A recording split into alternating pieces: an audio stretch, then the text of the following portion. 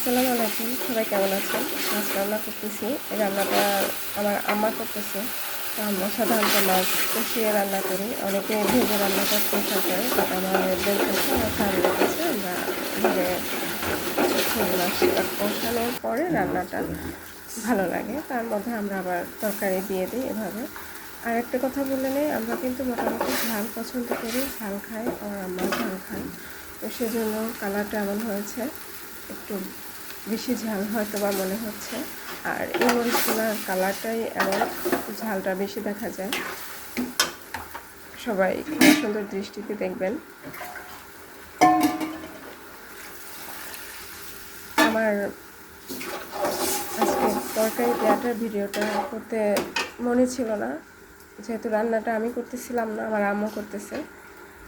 তো এভাবে মাছটা কিছুক্ষণ কষানোর পরে আমরা তরকারি দেই। এই তো লাস্ট এভাবেই উঠিয়ে ফেলবো। ধন্যবাদ সবাই।